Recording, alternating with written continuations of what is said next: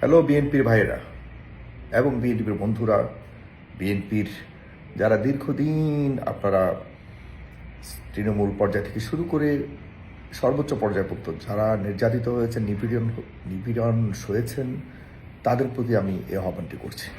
আপনাদের আশা করি এটি দল, ব্যক্তি এবং সকল পর্যায়ের মানুষের, যারা সত্যিকার অর্থে শান্তিকামী মানুষ, যারা শান্তিকামী ভোটার, যারা শান্তিকামী এদেশের নাগরিক, তারা ডেফিনেটলি আমার এই আহ্বানটির সাথে আপনাদেরও একমত পোষণ করবার যথেষ্ট সুযোগ থাকবে বলে আমি বিশ্বাস করি। যে কারণে আমি ভিডিওটি করেছি যে আমার কাছে মনে হচ্ছে সামনের ইলেকশন, এই ইলেকশনের সামনে রেখে অনেক ঘটনা ঘটবে।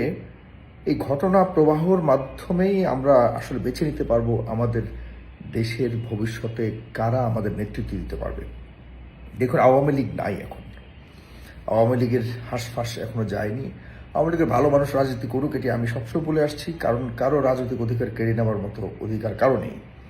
কিন্তু তারা কি ধরনের প্যাটার্নে আসবে বা রাজনীতি করবে, যেহেতু সরকার নিষিদ্ধ করেছে, আমি ব্যক্তিগতভাবে আমার কিছু বলবার নেই এক্ষেত্রে। যেহেতু নিষেধাজ্ঞা আছে, তাহলে তারা কোন পর্যায়ে তাদের যারা নির্দোষ তারা কিভাবে রাজনীতি করবে বাংলাদেশে রাজনীতি, সেটি নির্ধারণ করবে সরকার এবং বাংলাদেশের জনগণ কি উপায় করবে, সেটি নিয়ে ভিন্ন আলোচনা আমি এসে দিয়ে যেতে চাই না। মূল আলোচনা আমি আজকে যেটি করতে চাচ্ছি এবং যে কারণে আমরা ভিডিওটি, সেটি হলো যে বিএনপি এবং জামাত ইসলাম এই দুটি দলের প্রতি আমার বিশেষ এই বিনীত আবেদন। এটি হলো যে সামনের নির্বাচনের যে ক্যান্ডিডেসি নির্ধারণ করা হচ্ছে, চূড়ান্ত করা হবে, সেটিকে কেন্দ্র করে সারা দেশেই কিন্তু বিশেষ করে বিএনপি জামাত ইসলামের ব্যাপারে এখনও পর্যন্ত সেরকমভাবে শুনিনি, বাট হতেও পারে, কারণ যেহেতু বড় দল, অনেকেই প্রত্যাশী, অনেক নমিনেশন অ্যাসপাইরেন্টস রয়েছে সারা দেশেই, যারা সাম্প্রতিককালের নিজেদের বিভিন্ন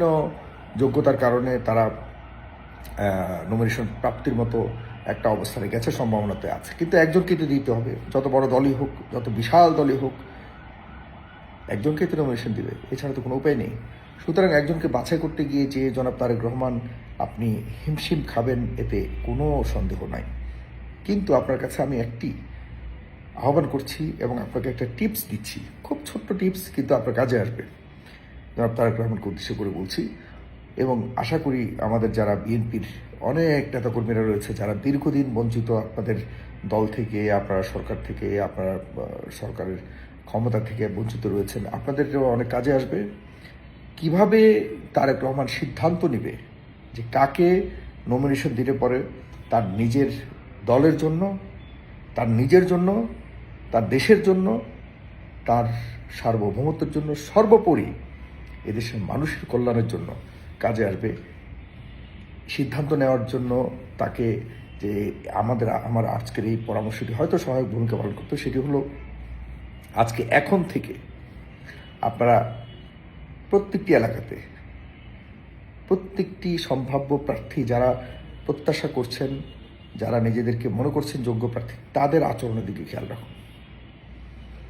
তাদের আচরণ এখন থেকে কি হচ্ছে সেটা, বিগত সময়ে যে আচরণ ছিল সেই আচরণগুলির সাথে এখনকার আচরণকে মিলিয়ে দেখবেন আপনার হাতে পায়ে ধরে, মানে একেবারে মনে হয় ফেরেশতা নেমে আসছে দুনিয়াতে, এই টাইপের একটা আচরণ তো আছেই, সেটিকে আপনি চিহ্নিত করবেন।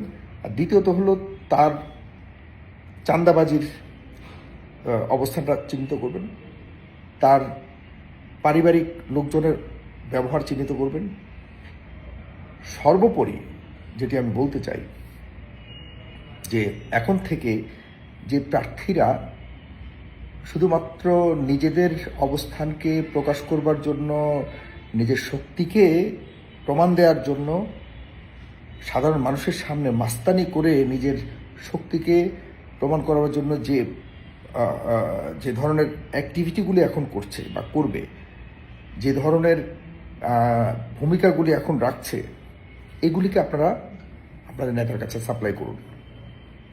আমি যতটুকু শুনেছি ইতিমধ্যে বাংলাদেশের বিভিন্ন স্থানে মনোনয়ন প্রত্যাশীদের নিজেদের মধ্যে মারামারি করে অনেকেই কিন্তু অনেকের ক্ষতি সাধন করেছে। এটি কোনোভাবেই আমি মনে করি যে গ্রহণযোগ্য নয়। ইতিমধ্যে অনেকেই এমন একটি ভাব নিয়ে আছে যে দাঁড়াও, আমি ক্ষমতায়, আমি খালি মনোনয়নটা আনি, এরপরে তোমার সাইজ করব। এটাও কিন্তু অলরেডি মানে নিজের দলের এক পক্ষ আরেক পক্ষকে এমন ভাবটা প্রকাশ করছে যে আজকে তুমি অমুকের সাথে আছো, কালকে আমি মনে হয় আসে তোমার ঠ্যাং ভেঙে দিব। এই আচরণ যারা করছে তাদের ব্যাপারেও আপনারা জানান দিন শীর্ষ পর্যায়ে শীর্ষ নেতাদের। এবং শীর্ষ নেতা বা শীর্ষ নেতৃবৃন্দ যদি এই ধরনের অ্যাপ্রোচ যারা করে তাদেরকে যদি চিহ্নিত করতে পারে এবং তাদেরকে যদি মনে হয় টেবিলের মধ্যে ওদের ওই বিষয়গুলি বিবেচনা করে যদি তাদেরকে বাদ দেওয়া হয়, তাহলেই খুব স্বল্প সময়ের মধ্যে এই চূড়ান্ত তালিকার যে সংখ্যাটা এটি খুব সীমিত করা যাবে খুব সহজ উপায়ে।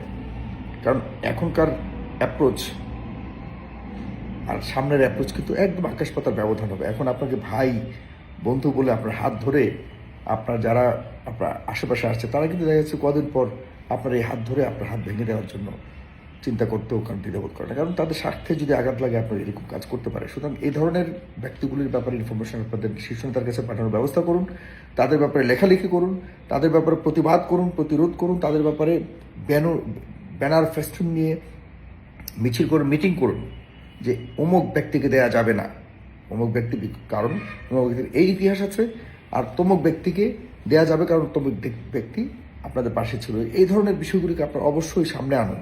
তাহলে তারেক রহমান অন্ততপক্ষে যোগ্যতার চেয়েও ঢাকা শহরে এসে কেন্দ্রে এসে বিশাল বিশাল লেকচার আর ইয়েতে মাইকের মধ্যে বিশাল বিশাল লেকচার দেওয়া মানুষের কথা শুনে বিভ্রান্ত হয়ে নমিনেশন দেওয়ার চেয়েও আপনারা যারা তৃণমূল পর্যায়ের নেতাকর্মীরা রয়েছেন, এলাকাবাসী রয়েছেন, আপনারা সবচেয়ে ভালো জানেন যে কোন মানুষটি কেমন।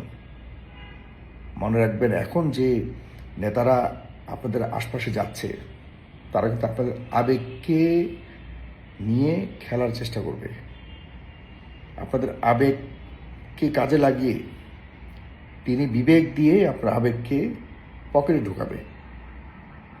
মনে রাখবেন, এই লোকটাই আবার যখন আপনার আবেগ দিয়ে তার কাজ শেষ হয়ে যাবে তখন তার বিবেক দিয়ে আপনার আবেগকে চুরমার করে ফেলবে। আমি এটি ব্যক্তিগতভাবে মনে করি, আমার দীর্ঘদিনের অভিজ্ঞতার আলোকে আমি বলছি।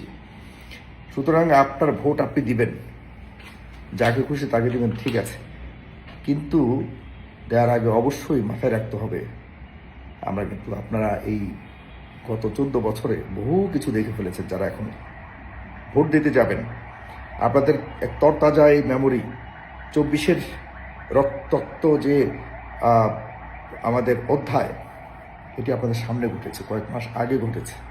এগুলোকে মাথায় রেখে প্লিজ দয়া করে এরপর সিদ্ধান্ত নিন যে কাকে ভোট দেবেন, এবং অবশ্যই আপনার দলের শীর্ষ নেতাকেও আপনারা খবরটি পৌঁছানোর ব্যবস্থা করবেন যে কাকে নমিনেশন দিলে ভালো হবে। আমার পরবর্তী অবশ্যই কাজে আসবে বলে আমি বিশ্বাস করি, প্রত্যাশা রেখে শেষ করছি। সালাম।